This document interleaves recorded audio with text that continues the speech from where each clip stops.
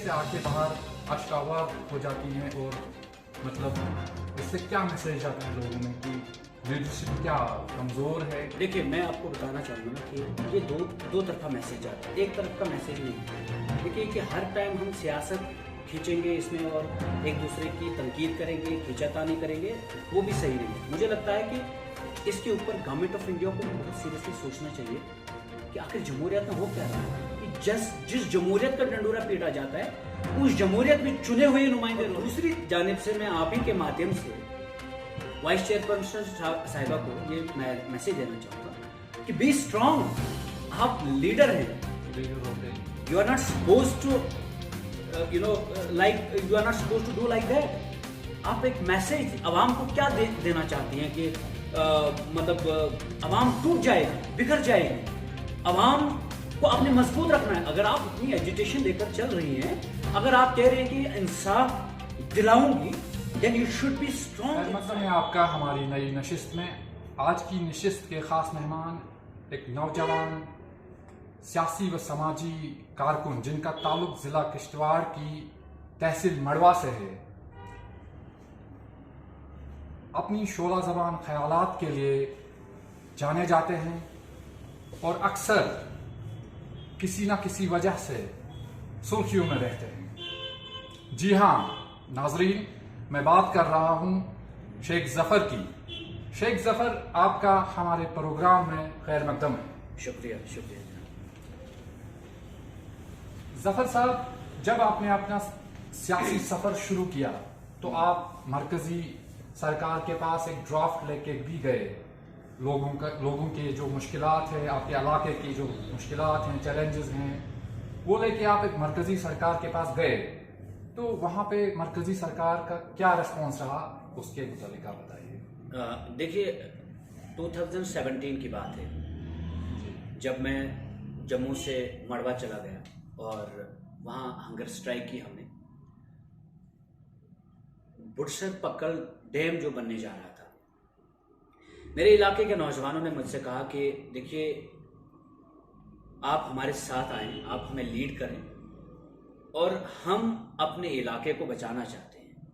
मैं उस वक्त जम्मू में सिविल सर्विसेज की तैयारी कर रहा था और जस्ट पास आउट होकर अलीगढ़ से आया था और उसी दौरान ये बात छेड़ी सेंट्रल गवर्नमेंट ने कि मड़वा में हमने एक प्रोजेक्ट बनाना है। फिर जब मैंने रिपोर्ट पढ़ी, मैंने देखा वाकई में तबाह हो रहे हैं हमारे इलाके। हमने इन्वायरमेंटल रिपोर्ट पढ़ी, हमने तमाम तरह के जो मामलात इसमें आते हैं डैम बनने के बाद, और हमने फिर तैयारी की और हमने हंगर स्ट्राइक शुरू की और हम 56 डेज तक हंगर स्ट्राइक पर बैठे। और उस वक्त के जो किश्तवाड़ के एमएलए, सिटिंग एमएलए थे और वो पावर मिनिस्टर भी थे, सुनील शर्मा साहब, वो आए और उन्होंने यकीन दहानी दी कि हम आपको सेंट्रल गवर्नमेंट तक ले जाएंगे, 2-4 दफा आपको जाना पड़ेगा और आप अगर नहीं चाहते हैं कि ये डैम बने तो हम इस डैम को कैंसिल करेंगे। फिर एक टीम बनाई वहां पर, लगभग सभी पॉलिटिकल पार्टीज के मेंबर्स थे उसमें और इमाम साहब जो हमारे वहां थे वो भी उसके मेंबर थे। फिर इमाम साहब की जगह दूसरे लोग आए और हम 5-6 बंदे उस वक्त दिल्ली चले गए सुनील शर्मा साहब के साथ। और जब हम दिल्ली चले गए उस वक्त हमने वो जो मेमोरेंडम वहां पर दिया है, आरके सिंह साहब पावर मंत्री थे, हमने वो सबमिट किया और हमने तमाम तरह की जो बातें रखी उनके सामने और हमने कहा कि we want complete cancellation of this dam because we know कि these dams will destroy the future of Chenab valley.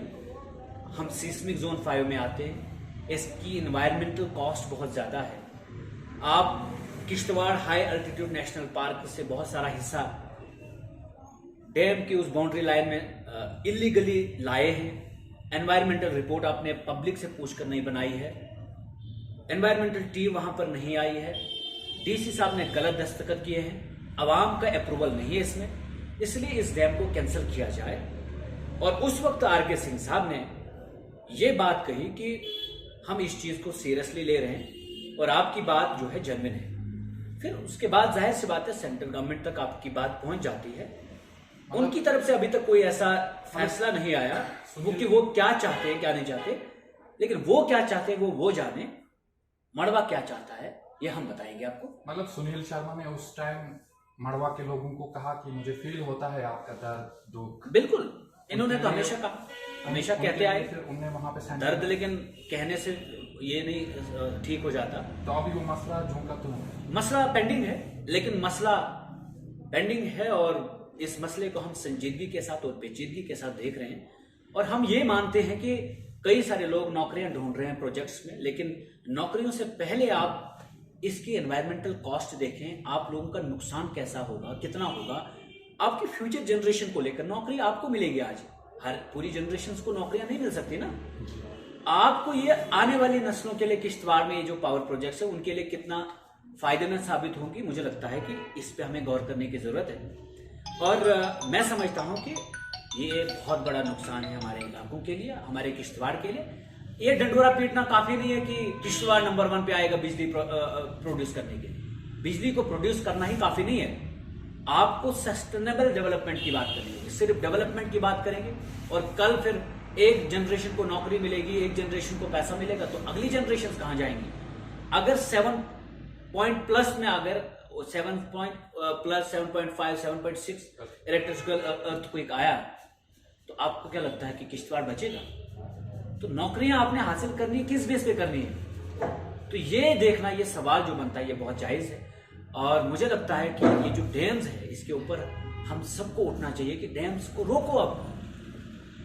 अब डैम्स ना बनाओ, और जो डैम्स बने आज तक खुद कर उन डैम्स में कितना कुछ फायदा मिला वो आप देख ही रहे, चारों तरफ से रोना धोना है आज।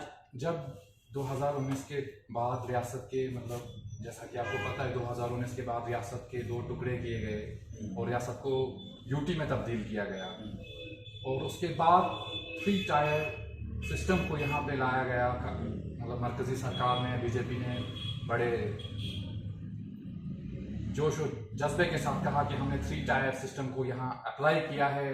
अब डीडीसी इलेक्शंस होंगे और यहाँ पे खुद मुख्तियार बनाया जाएगा डीडीसी को। तो उसके बाद मतलब ये जो गवर्नर साहब भी थे यहाँ पे, लेफ्टिनेंट गवर्नर साहब, यहाँ बीजेपी की सरकार ने कहा कि यहाँ पे ग्रॉस रूट लेवल डेमोक्रेसी जो है वो मजबूत हुई है इसके बाद। तो आपका इस पे क्या कहना है? एक स्टेट को यूनियन टेरिटरी में तब्दील करना ही डेमोक्रेसी का मर्डर है। आप डीडीसी इंस्टीट्यूशन को डिसॉल्व करिए, हमें मंजूर है, लेकिन 370 को वापस दीजिए। आपके तरक्की के जो आंकड़े 370 टूटने से पहले देखो और 370 के बाद, तोड़ने के बाद देखो, आपको जमीन आसमान का फर्क नजर आएगा। ये जो मनगढ़ंत कहानियां, ये जो अपने ही आप में जो तुमको हो, जो हमको हो पसंद वही बात करेंगे, हम दिन को रात कहें तो तुम भी रात कहेंगे, ऐसा नहीं ठीक होता ना। ये स्टेट को तोड़कर यूनियन टेरिटरी में अपने आप में एक जमहूरी मर्डर है और अपने आप में एक डिमोशन है। जो बीजेपी गवर्नमेंट कहती है कि gross root level democracy, gross root level democracy तो देख रहे हैं ना कि डीडीसी भी बेचारे रो रहे हैं, आप देख रहे हैं बीडीसी भी रो रहे हैं, डीडीसी वर्सेस बीडीसी झगड़े हो रहे हैं। तो क्या सरपंचेस वर्सेस पंचेस झगड़े हो रहे हैं। तो आपको क्या ऐसे जमहूरियत आपको डिफाइन ही नहीं करना आता कि जमहूरियत में आपने किसको क्या देना है, किस प्रोटोकॉल पे कौन बंदा, क्या इलेक्टेड बंदा काम करेगा, आपको ये डिसाइड करना तक नहीं अभी तक आया, तो आप डेमोक्रेसी को मजबूत करेंगे। क्या शेख जफर को ये एहसास हो रहा है आपकी डीडीसी में हिस्सा लेके आपने गलती की? गलती देखो, मेरा डीडीसी इलेक्शंस के लिए तो हमने तैयारी भी नहीं कभी की थी। हम तो यूं ही चल पड़े थे इस मैदान में, लोगों के मसले मसाइल देखकर, उनकी मायूसियां देखकर। फिर डीडीसी होता, फिर मैं तो सिस्टम का एक हिस्सा बनकर थोड़ा लोगों की खिदमत करना चाहता था और आगे भी करना चाहूंगा। अदरवाइज डीडीसी इंस्टीट्यूशन की तनकीद अपनी जगह है और डीडीसी बनकर मेरा काम अपनी जगह है। लेकिन डिस्ट्रिक्ट डेवलपमेंट काउंसिल इलेक्शंस जब कराए, जो प्रोमिसेस किए थे वो प्रोमिसेस फुलफिल नहीं हुए, तो अब डेमोक्रेसी को मजबूत करने की बात कर रहे हैं। सिर्फ आप सेरिडॉन बोल कर सरदर्द ठीक नहीं कर सकते, आपको खानी पड़ेगी। आपने जो प्रोमिसेस डीडीसीज के साथ किए हैं वो फुलफिल करने पड़ेंगे। If you are serious about strengthening democracy in Jammu and Kashmir, you have to restore the democratic values in Jammu and Kashmir. बिल्कुल। तो मतलब जब आप डीडीसी यहाँ पे पूरे किश्तवाड़ में चुन के आ गए मेंबर्स, उसके बाद अब चेयरपर्सन का इंतखाब होना था, तो एक रिजर्वेशन आ गई यहाँ पे सीट के लिए, वुमेन रिजर्व सीट हो गई। तो मतलब आपको देखा गया कि आप सुरूरी साहब के घर में डिनर कर रहे हैं और कयास आ रहा है, यहाँ बहुत सारी उस वक्त उठाई गई, चलाई गई सोशल मीडिया के जरिए भी कि शेख जफर शायद कांग्रेस को ज्वाइन करने वाले हैं। और सुबह आप ऐसे लिखा गया कि चाय सजाद साहब के घर में पी रहे थे, किशलो साहब के घर में। तो फिर आप दोपहर होते होते हमने देखा कि शेख जफर ने मतलब कयास आ रही थी कि शायद कांग्रेस को ज्वाइन करेंगे, शायद एनसी को ज्वाइन करेंगे, लेकिन दोपहर होते होते आप इंडिपेंडेंट रह गए और आप पर इल्जाम भी लगे कि आपका वोट कहाँ गया, किस तरफ गया, क्या हुआ। देखिए, आप ही कह रहे हैं कि कांग्रेस के उधर गए, फिर आप सजा साहब के इधर चाय पी लिए, लोगों ने कहा, फिर आप कह रहे हैं कि बाइकआउट भी चले। लोग नहीं कह रहे हैं, सियासी लोग कहते हैं, जो आप लोगों को मैं देखता हूँ, लोगों को मैं मिलता हूँ, लोग नहीं कहते। आप ये कह सकते हैं कि सियासी लोग कहते हैं, तो सियासी लोग कहेंगे तो सियासत कर ही रहे हैं, तो और क्या करेंगे, वो तो कहेंगे। अब आप कहेंगे कि मैं सरूरी साहब के उधर डिनर करने नहीं गया था, बल्कि उन्होंने मुझे कॉल की थी। एक तनवीर साहब किशलो ने मुझे खुद कॉल की थी कि हमारे यहाँ, मैंने कहा नहीं आऊंगा, उस चौखट पे मेरा आना हराम है। जिस चौखट पे बैठ कर तुमने मड़वा और वाड़वन के लिए गलत फैसले किए हैं, उस चौखट पे मेरा आना हराम है मेरे लिए। मैंने मना कर दिया साहब। आज भी तनवीर साहब किशलो के पास जाकर पूछे कि क्या आपने कॉल की थी शेख जफर को, वो बताएंगे। शायद मुझे लगता है वो झूठी बोलेंगे, वो इनकार भी कर सकते हैं। वो झूठों की एक मशीन है, वहां पर मंडी है। हम ज्यादा उन कॉन्ट्रोवर्सीज में नहीं जाना चाहते। हाँ, सरूरी साहब की जब मुझे कॉल आई थी कि आपको आना है, मैंने कहा सर क्या, उन्होंने कहा कि आपको देखो आपको आना है, बात करेंगे, हम बैठ कर करेंगे, all DDC members are coming here. मैंने उस वक्त जाहिर सी बात है इंतखाब दो के बीच में करना था, और इसलिए करना था कि मुझे अगर सपोज कल डीडीसी चेयरपर्सन चुनकर आती है, उनको पावर्स भी होंगे और मुझे अपने इलाके के काम कराने हैं, मुझे अपना वोट, उसका अधिकार है मुझे, मैं वोट करूंगा। लेकिन जब मुझे वहां लगा, जब उधर लोगों ने कहा, जब रिश्ता कबाब क्या है, रिश्ता कबाब में वैसे क्या मतलब, वो सिर्फ वहीं उसी जगह पर बनते हैं, हर जगह पर बनते हैं। और अगर वो चाहेंगे तो मैं आज भी पैक करके, यहाँ से हेरिटेज रेस्टोरेंट है वहां से पैक करके भेज दूंगा कि भाई इतना खाया था, ये ले लीजिए। मैं खाने पीने के चक्कर में नहीं पड़ता। तो आपने वोटिंग में लेकिन हाँ, 13 तारीख को मैंने बाइकआउट किया। क्यों? उसका एक रीजन रहा है। आप जब मुझे बुलाते हैं बात करने के लिए, आप मेरे साथ बात नहीं करते हैं, आप डेवलप। मैं कह रहा हूं आपसे कि मेरा वोट है, ये बहुत कीमती है, इसके साथ जज्बात जुड़े हैं, इसके साथ गरीब लोग जुड़े हैं। ये इंडिपेंडेंटली मैंने लोगों से मेहनत करके लाया है, मैंने मैनिफेस्टो तैयार करके लाया है। हम 40 दिन पैदल चल के वोट लिए, गाड़ियां नहीं थी हमारे पास, लोगों ने खिलाया पिलाया है, लोगों ने हमें सपोर्ट की है। ये वोट बहुत आसानी से नहीं मिला है, ये वोट मैं आपको दे रहा हूं। You have to talk. मैंने लोगों की उम्मीदें, आज मैं आपको, इसके साथ लोगों की उम्मीदें जुड़ी हुई हैं। जाहिर सी बात है, मैं ऐसे ही वोट क्यों देता। मैंने उन्हें कहा कि आप मुझे बताइए कि आपको मेरे साथ क्या करना है। एक बंदा वहां पर उठता है, बोलता है जफर साहब आपका 11वां वोट है हमारे लिए, यानी कि 8 जरूरत थे, 11वां वोट यानी 10 कोरम के लिए चाहिए थे और 8 उनको जीतने के लिए चाहिए थे। मुझे कहते हैं कहीं वोट जो तुम थे जफर साहब ऐसे दिन, वो एक सिग्नल था कि we are underestimating you. और एक लीडर को अगर आप ये कहते हैं कि we are underestimating you, तो मैंने जब देखा 13 तारीख को सुबह एक इन्हीं का बंदा भाग गया। मैंने कहा कि इन्होंने शायद कोरम के बारे में पढ़ा भी नहीं था, तो मैं भाग गया। मैंने कहा अपने वोट की वैल्यू मैंने समझानी इनको, जिस मड़वा के वोट की वैल्यू किसी ने आज तक नहीं समझाई थी। मैंने उस दिन सजा साहब टाई वगैरह लगा कर आए थे, सारे सूट बूट पहनकर आए थे, मालाएं लेकर आए थे, मिठाइयां लेकर आए थे। मैंने कहा कि आज तक इन्होंने हमारी खुशियों पे पानी फेरा, आज एक बार इनकी खुशियों पे भी पानी फेरा जाए। मैं वहां से वॉकआउट किया और मैं ये राज नहीं बताऊंगा मैं था कहां वहां, लेकिन इन्हें मालूम है मैं कहां था। इन्होंने इल्जाम लगाया उधर एसएसपी साहब के पास था। मैं एसएसपी साहब के पास मेरा क्या काम था उस वक्त? हो सकता है कि मैं इन्हीं के किसी बंदे के पास रहा होगा उस वक्त। लेकिन बात यह है कि 13 तारीख को बाइकआउट किया, तब भी प्रॉब्लम हुई थी, और जब 18 तारीख को इनको वोट दिया, अफवाहें तो सियासत को वोट दिया, अपनी पार्टी को। आज भी मैं आप ही के माध्यम से इनको चैलेंज करता हूं, जिन 8 बंधुओं ने चेयरपर्सन को वोट किया है, वो 8 बंदे आप एक लाइन में खड़ा करें और 8 बंदों में एक बंदे को, चाहे वो लेडीज हो या जेंट्स हो, एक बंदे को मैं खड़ा करूंगा।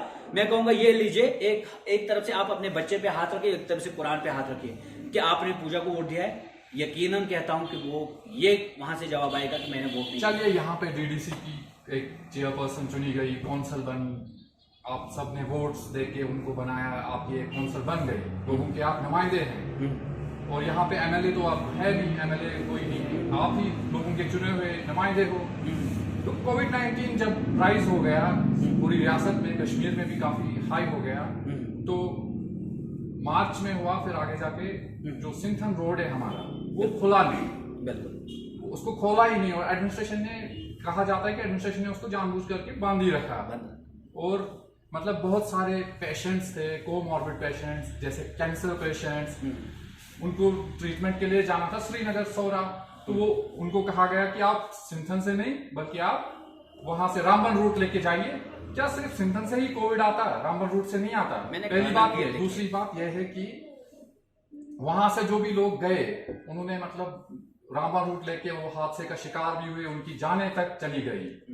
ये किश्तवाड़ की तारीख में रकम है। लेकिन एक बात मुझे आप बताइए कि इस पर आपने क्या किया? चुने हुए नुमाइंदे थे, यहाँ एमएलए तो नहीं था कोई, मैंने आप ये कहा, देखो डीडीसी चेयरपर्सन थे और डीडीसी मेंबर्स थे, आपने क्या किया इस बात पे? Democratic system is hijacked. अभी आप बात कर रहे थे ना कि they are talking about strengthening democracy in Jammu and Kashmir, but the fact is that they are weakening. नहीं, मेरा सवाल है कि आपने इस बात पे क्या किया? वही कह रहा हूँ ना, मैं उसी पे आऊंगा ना कि मैंने क्या किया। आपने नहीं देखा कि इतना बवाल हो गया था डीसी ऑफिस में सिंथन को लेकर ही, इवन कि ये भी मंसूबे बनाए गए थे उस दिन की 124 के तहत शेख जफर को जेल डाल दिया जाए। इसने कहा मड़वा वर्वन दक्षिण को आप चाइना के साथ जोड़ दो। नहीं, वो मेरी बात देखो, अब आप जब आपके पास पावर, आप जेल में, मतलब अगर रोड के लिए आपको जेल डाला जाएगा, क्या आप जेल जाने से डरते हैं? क्या शेख जफर जेल जाने से डरता है? मैंने ये कहा, आप पूरी बात सुनिए ना। जेल जाने से तो मैं, अगर मैं जेल जाने से जेल, जैसा आपने जेल की बात की, तो अटल बिहारी वाजपेयी जो मुल्क के प्रधानमंत्री रहे हैं, ड्यूरिंग इमरजेंसी वो जेल में भी रहे हैं। मैं ये कह रहा हूँ कि जफरुल्लाह भी जेल में भेज दो, शौक अगर है आपको। नहीं, हमें वो नहीं है। हम बोल रहे हैं, आप मैं ये कह रहा हूँ, मैं देखो, डर किसने बोला? मैंने तो बात ही नहीं डर की, मैंने मंसूबे की बात की। मैं तो आज भी चैलेंज देकर कहता हूं कि जिनको शौक है शेख जफर को जेल भेजने का, मैंने वैसे भी कुरान पाक बहुत पहले पढ़ा है, मुझे एक मौका मिलेगा वहां जेल जाकर कुरान पाक पढ़ने का, मैं जाऊंगा, लेकिन जाऊं तो सही बात करके जाऊं। नहीं, तो इस बात पे आप आइए, रिश्वतखोरी में ना जाऊं, रिश्वतखोरी में ना जाऊं, चुप रहकर ना जाऊं, किसी की दलाली करके ना जाऊं। पहले आप अपनी आपने उस वक्त क्या किया जो ये रोड बंद था? मैं यही तो कह रहा हूं कि आपको नहीं मालूम है कि कितने रेजोल्यूशंस हमने लिखे। आप क्या कर सकते हैं, क्या कर सकते हैं एज ए डेमोक्रेटिक? अगर आपके पास सपोज, एक तो आपके पास एक्सरसाइजिंग पावर, चेयरपर्सन और आपकी पूरी काउंसिल थी ना, तो आपने वहां पे क्या फैसला? मैं अकेला ही लड़ रहा था उस वक्त, इन्होंने सबने कुछ नहीं किया वहां पे। मतलब आपकी, मैंने ये उस वक्त गई थी बहुत पहले, क्योंकि आप वोट दे के बना दिया है आपने एक मैंने वही करा, हमने तो वही बात, हमने काउंसिल बनाई, लेकिन जब से हमने काउंसिल बनाई तो वो तो एक पॉलिटिकल पार्टी के काउंसिल के हिसाब से, वो चेयरपर्सन के हिसाब से चल रही है, वो काउंसिल के हिसाब से कहाँ चल रही है। आज उन्होंने धरना स्टार्ट किया वहां पर, ठीक है, आपको यूथ की फिक्र है, आपको यूथ के बारे में बात करनी है, सबको 7 रेजोल्यूशन डीसी साहब को दिए थे, 3 रेजोल्यूशन ड्यूकॉम साहब को दिए थे। हमने काउंसिल में बात, जब काउंसिल की मीटिंग थी, हमने वहां बात उठाई।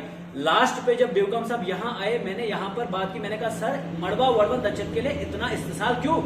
और आपने रोड के लिए 4 करोड़ लगवाए, फिर रोड बंद कर दिया। कोविड क्या मड़वा वर्वन के लिए सिर्फ आता है क्या? सिर्फ किश्तवाड़ में, यहां से बिहार के लोग आते हैं, वो तो ठाठरी क्रॉस करके किश्तवाड़ में आते हैं, उनसे कोविड नहीं आता है। और क्या कर सकता था जब आपके सपोज इरादे मजबूत बेशक कितने भी हो, लेकिन ताकत होना जरूरी है। आपने वहां कोशिश तो आपने अभी भी कहा कि मैंने ड्यूकॉम साहब को कहा, मतलब ऐसा जो चेयरपर्सन है वो उन्हें बाहर आके भी कहा, ऑन रिकॉर्ड कहा कि जफर भाई ने कहा कि ये जो मड़वा तहसील है वो चाइना का हिस्सा है, जबकि किश्तवाड़ और अनंतनाग के बीच में एक खूबसूरत वादी आती है मड़वा। तो आपने किस लिहाज से कहा था कि वो चाइना है, चाइना का हिस्सा है? ये सियासत है। तो आप क्या मैं क्यों कहूँ? मैं तो इंडियन कॉन्स्टिट्यूशन को भी पढ़ा हूँ, मैं तो नेशनलिज्म को भी पढ़ा हूँ, मैं तो इंडियन कॉन्स्टिट्यूशन को फॉलो भी करता आया हूँ। मैंने 28 दिसंबर 2020 को ओथ भी लिया under the constitution of India. मैंने ये कहा I will uphold the sovereignty of India. अब उतना करने के बाद मैंने इंडियन कॉन्स्टिट्यूशन के तहत यहाँ पर इलेक्शन लड़े। अब इतना करने के बावजूद मैं क्यों कहता, मैंने ये कहा था कि ड्यूकॉम साहब मड़वा वर्वन दक्षिण के 3 पसमानदा इलाके हैं, जब आपको डैम बनाने होते हैं फॉरेस्ट क्लियरेंस 2 मिनट में मिल जाता है, जब हमारी सड़क की बात आती है, आप फॉरेस्ट क्लियरेंस बीच में रुकावट डालते हैं। आपको क्या लगता है कि are we the second class citizens? क्या आपको लगता है कि हम चाइना और लद्दाख और चाइना के लोग हैं जो आप हमारे साथ इस तरह से इस्तेसाल कर रहे हैं कि चाइना के लोगों के साथ तो इस्तेसाल ही करना? वो कौन है हमारे? हमने तो उनको ईंट से ईंट बजानी है ना। लेकिन वो जो चीजें जब आपके साथ यहां जुल्म हो रहा है, मैंने एक अपना दुख प्रकट किया था वहां पर। मैंने ये नहीं कहा था। अब वो बाहर एक पॉलिटिकल एजेंडा के तहत मुझे फंसाने की कोशिश की गई थी। खैर, जो भी आगे भी ये कोशिश करने वाले हैं या जो करेंगे, उनके लिए भी एक ही पैगाम आपके थ्रू देना चाहूंगा कि लाख कोशिशें करो। शेख जफर अक्सर अल्लाह के सिवा किसी को नहीं डरता है। You should know how to vote, you should know whom to vote. Political maturity ये होती है, आपको सभी तरह के प्रोसीजर्स का पता होना चाहिए, काम कैसे हो, काम कौन सा हो, वेलफेयर किससे हो, स्कीम्स किस तरह इंप्लीमेंट की जाए, ये होती है पॉलिटिकल मैच्योरिटी। अब पॉलिटिकल मैच्योरिटी किसी दुकान पे बैठकर सजा साहब के उधर खाना खाते वक्त बातें करोगे, आपको पॉलिटिकल मैच्योरिटी नहीं होती है। आपको एक प्लेटफॉर्म पे आकर डिलीवरी करनी होगी। मैं कहता हूं टुडे आई एंश्योर यू, और मैं चैलेंज के साथ ये कहता हूं कि आने वाले वक्त में मड़वा ब्लॉक सबसे बेहतरीन डेवलप्ड ब्लॉक होगा। जिस तरह का मैंने रोड मैप तैयार किया और जिस तरह मैं इसको फॉलो कर रहा हूं। हाँ, चीजें एकदम से बदलनी जाती हैं। चीजें को बदलने में नेशनल कॉन्फ्रेंस की 40 साल गंदगी उठानी है पहले, ठीक है।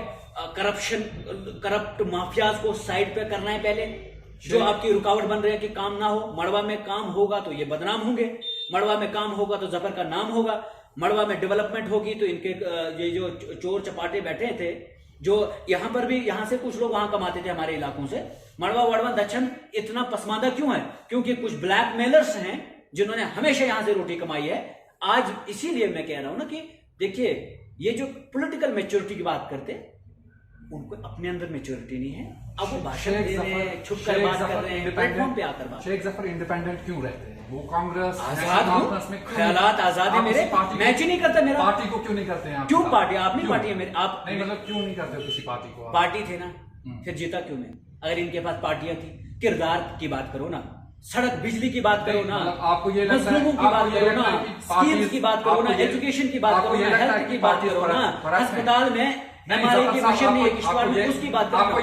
Party system has been corrupted, it has been corrupted so long back. मुझे लगता है कि इस सिस्टम में 5% लोग करप्ट हैं और उन्होंने 95% लोगों को मजबूर किया करप्ट होने में। जब आप ऑफिस में जाते हैं, अगर आप 5 रुपए नहीं देंगे आपका काम ही नहीं होता है, 10 रुपए नहीं देंगे काम ही नहीं होता है। तो उस सिस्टम को करप्ट किया गया, लेकिन कराता कौन है? सिस्टम के कुछ बड़े ताकतवर लोग। और ये जो आप कह रहे हैं ना कि पार्टी, मैं ये कह रहा हूं कि मुझे दिखाइए कौन सी पार्टी जिन्होंने सोशल वेलफेयर का काम किया हो, जिन्होंने वाकई में गरीब को इतनी पसमानदगी है। मड़वा और वड़वन में सड़क ही नहीं है, हम कह रहे हैं हेलीकॉप्टर कब आएगा। मड़वा वड़वन में बिजली नहीं है, आप कहते हैं पार्टी। तो हमने पार्टियों के जो पुजारी बनकर अपने इलाकों को तबाह किया है। अब पार्टियां, ठीक है, मुझे बताओ कौन सी पार्टी? हाँ ठीक है, पार्टी इंसान ही बनाते हैं, मैं अपनी पार्टी नहीं बना सकता। मैं बोल रहा हूँ कि नहीं, मैं अपनी पार्टी खड़ा नहीं कर सकता। आप जिताओ, मुझे देखो, फिर एक बार मुझे रोड मैप जो मेरा है, जो मेरा मैनिफेस्टो है, जो मेरा विजन है, आपका विजन बहुत जो मेरा विजन है, मुझे वो एक बार अगर जनता की तरफ से मौका मिलता है। अगर किश्तवाड़ के ड्रेनेज सिस्टम कितने लीटर है 1 किलोमीटर की दूरी के अंदर? सुरुज साहब भी इधरी, सजाद साहब भी इधरी, बड़ियाल साहब भी इधरी, शर्मा साहब भी इधरी, टाक साहब भी इधरी। 1 किलोमीटर के अंदर अंदर ये सारे लोग बैठे हुए हैं, ड्रेनेज सिस्टम नहीं बन रहा। तो आपको क्या, पार्टी से क्या होता है? पार्टी गवर्नमेंट ने कुछ सीटें रिजर्व की, ऐसी पार्टी के साथ ज्वाइन करूंगा या ऐसी पार्टी बनाऊंगा जो मेरे विजन में रुकावट नहीं बनेगी, जो जिसपे मैं विजन को सस्टेन करा पाऊं। नेशनल कॉन्फ्रेंस के पास विजन नहीं है, अपने पास मेरे विजन को क्या सस्टेन करने का मौका मिलेगा? सो प्लीज, जो रिसेंटली मतलब हमारी जो चेयरपर्सन है डीडीसी की, अभी ड्यूकाम साहब आए तो मीटिंग थी, मीटिंग से बाहर आकर वो अश्काबुल हो गई, वो रोने लगी।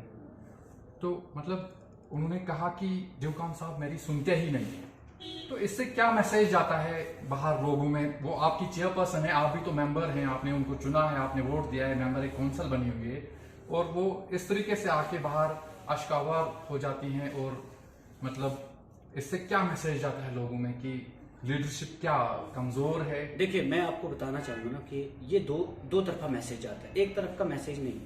देखिए कि हर टाइम हम सियासत खींचेंगे इसमें और एक दूसरे की तनकीद करेंगे, खींचातानी करेंगे, वो भी सही नहीं है। मुझे लगता है कि इसके ऊपर गवर्नमेंट ऑफ इंडिया को भी बहुत सीरियसली सोचना चाहिए कि आखिर जमहूरियत में हो क्या रहा है, कि जिस जमहूरियत का डंडोरा पीटा जाता है उस जमहूरियत में चुने हुए नुमाइंदे रोने लगे। और दूसरी जानिब से मैं आप ही के माध्यम से वाइस चेयरपर्सन साहिबा को ये मैसेज देना चाहूंगा कि बी स्ट्रांग, आप लीडर हैं, लीडर होते नहीं, you are not suppose to you are not suppose to do like that. आप एक मैसेज अवाम को क्या देना चाहती हैं कि मतलब अवाम टूट जाएगी, बिखर जाएगी, अवाम को आपने मजबूत रखना है। अगर आप इतनी एजिटेशन लेकर चल रही हैं, अगर आप कह रहे हैं कि इंसाफ दिलाऊंगी, then you should be strong inside. और अगर आप कमजोर खुद ही पड़ गई, रोने लग गई, and you will make your electorates feel helpless. और अगर आप हेल्पलेसनेस शो करेंगे, people will not follow you, they will not come to you, they will not support you. You have to be very strong inside. और रोने धोने से नहीं, देखिए कि एक जाकिर साहब वहां पर थे, उन्होंने कहा कि हमने रोना नहीं रुलाना है। That is the thing, that is the point. जो उन्होंने कहा वो पॉइंट जरूरी है कि रोना नहीं है। मैंने इससे पहले एजुटेशन की एक बार मड़वा में 2017 की बात है, मैंने एक क्लिप में आपको अगर चाहिए आपको मैं भेजूंगा। हमने रोना नहीं रुलाना है। लेकिन रही बात अब रुलाना कैसे है, वो स्ट्रेटेजी नेशनल कॉन्फ्रेंस के पास नहीं आई। इन्होंने क्या किया कि they should have plan for this. National conference ने नहीं बल्कि डीडीसी चेयरपर्सन अगर लीड करती है वाकई में, then she should have taken all the council members into consideration, into confidence. फिर अगर कोई नहीं आता, फिर वो गुनहगार साबित होता। और उसको दक्षिण में जाकर, क्योंकि अल्टीमेटली जो लॉस है वो दक्षिण को बियर करना पड़ रहा है। पहली बात तो यही है, दक्षिण में बैठकर एक मुशावरत, देखिए कोई भी अगर काम होता है आपका, अगर आप मुशावरत नहीं करते उसमें ज्यादातर चांसेस फेलियर के होते हैं। अगर आप मुशावरत करते हैं तो सक्सेस के चांसेस ज्यादा बढ़ते हैं। मुशावरत करने के बगैर ही आप वहां चले गई तो शक व शुबा पैदा हो गए। अगर आप दक्षिण चली गई होती, instead of going to Sajad साहब की, अगर आप दक्षिण चली गई होती, लोगों को बिठाया होता, सारे डीडीसी मेंबर्स को कॉल की होती, बीडीसी को कॉल की होती, सरपंच पंचेस को कॉल की होती, एक जगह पर बिठाया होता। क्योंकि हम इस वक्त डिस्ट्रिक्ट किश्तवाड़ के इलेक्टेड रिप्रेजेंटेटिव हैं और हमें सबको मिलकर चलना चाहिए था। हुआ क्या कि इन्होंने अनप्लान्ड वे में 4 बंदों को उठाया। अब दक्षिण जब जाना है, मड़वा वाला जा नहीं सकता, मुझे नहीं, अभी तक नहीं मुझे उनकी तरफ से कोई कॉल आई। और अब लोग कहेंगे कि नहीं, आप यूथ की बात करते हैं तो कॉल की जरूरत क्या है। मैंने कहा भाई यूथ की बात तो मैं भी करता हूं, यूथ की बात वो भी कर रही है। मैं भी कह रहा हूं दक्षिण के नौजवानों को रोजगार मिलना चाहिए, लैंड लूजर्स को पैसा मिलना चाहिए, जिस तरह के दावे एनएचपीसी और ये कंपनी वाले पहले करते हैं उस तरह फुलफिलमेंट होनी चाहिए, वो भी कर रही है। वो कौन सा चैलेंज बन रही है सरकार के लिए। अब साइड पे बैठकर आप चैलेंज नहीं बनती और फिर आप ये कहेंगे कि मुझे सर्दी लगी वहां पर तो वहां ड्यूकम साहब नहीं आए। आपको ऐसे पैगाम नहीं देना लोगों के बीच में। आपने कह रहे चाहे सर्दी हो या गर्मी हो, चाहे धूप हो छाऊ हो, चाहे तापमान 40 डिग्री सेल्सियस चला जाए या -40 चला जाए, मैं वहां पर हूं और I will become the challenge for the administration. और फिर एक मैसेज चला जाए। और दूसरी बात है, 26 जनवरी को जब वो यहां पर प्रोटोकॉल एंजॉय करने आती हैं, एक गलत मैसेज चला जाता है। आप एंटी नेशनल कैसे हो जाता है जब आप वहीं पर झंडा लहरा सकती थी। वहां पे आपने फुल प्रोटोकॉल एंटरटेन किया। आपने यहां ये भी गवर्नमेंट की तरफ से रिपोर्ट पड़ी, आपने ये भी कहा कि मैं ऐसे ऐसे करूंगी। आपको जो एडमिनिस्ट्रेशन ने जो रिपोर्ट लिख कर दी आपने वो भी पढ़ी। आप उसके बाद ये कह रही हैं कि आप उसके बाद वहां कह रही हैं कि ठंड में वहां पर हूं और कुछ दिन के बाद आपका पंडाल कहीं और लगता है, खूबसूरत तो चारों तरफ से बैनर लगते हैं। ये जो चीज है इससे गलत मैसेज चला जाता है, फिर शक व शुबा पैदा होने लगते हैं। अब आपका तो पहले ही डीडीसी चेयरपर्सन उसमें अलायंस है, आपको ये भी डर लगता है कि अगर कांग्रेस वाले वहां नहीं जाएंगे तो नो कॉन्फिडेंस होगा, अगर एनसी वाले और कांग्रेस वाले इस वक्त तालमेल नहीं रखेंगे तो ये नो कॉन्फिडेंस पे आ जाएंगे सारे। इसीलिए ये इनकी मजबूरी है वहां पर साथ में बैठना। अदरवाइज जनता के लिए अगर बैठना है, और जनता के लिए अभी भी वक्त है, अभी भी वक्त है। दक्षिण के लोगों को पता ही नहीं है कि हमने करना क्या। कुछ लोगों को पता है बेचारों को। कहीं आप ही के माध्यम से मैं इनको कहना चाहता हूं, ये जो प्रोटेस्ट में जाते हैं, धरना में जाते हैं, खबरदार रहना। ये सियासी लोग हैं, ये पहले अपना मफाद देखते हैं, इन्होंने हमेशा ठेके लिए हैं। जब सही वक्त था तब नहीं उठे, आज क्यों उठ रहे हैं। शक तो होता है। मैं नहीं कहता हूं कि ठीक है, अगर एंड रिजल्ट्स इसके अच्छे आते उस वक्त मैं वाकई में तारीफ करूंगा। मुझे कोई दो राय नहीं है कि ये खींचातानी करेंगे, सियासत करते रहेंगे। नौजवान को रोजगार मिला, गुड। नौजवान को इंसाफ मिला, वेरी गुड। अगर लास्ट पे रिजल्ट कुछ नहीं आया तो वो लोग याद करेंगे कि शेख जफर सच बोल रहा था। अब मैं क्यों नहीं ज्वाइन किया उस प्रोटेस्ट को अभी तक? क्योंकि मुझे शक है कि कहीं वो पुराने तरीके से अपने गंदे मंसूबों के तहत मुझे फंसाए न करें। और मैं दक्षिण की आवाम के साथ हूं। Land losers and the youth of Dakshin and youth of district Kishtwar, they should be benefited out of these projects. ये मेरी विश है। शुक्रिया जफर साहब, आपने हमारे साथ बात की, अपना कीमती वक्त आपने हमें दिया। रूबरू में आप हमारे साथ शेख जफर का ये इंटरव्यू खुसूसी इंटरव्यू था। हमारे जो चैनल है उसको सब्सक्राइब कीजिएगा और बेल आइकन भी प्रेस कीजिएगा और इस वीडियो को ज़्यादा से ज़्यादा शेयर कीजिएगा। Thank you.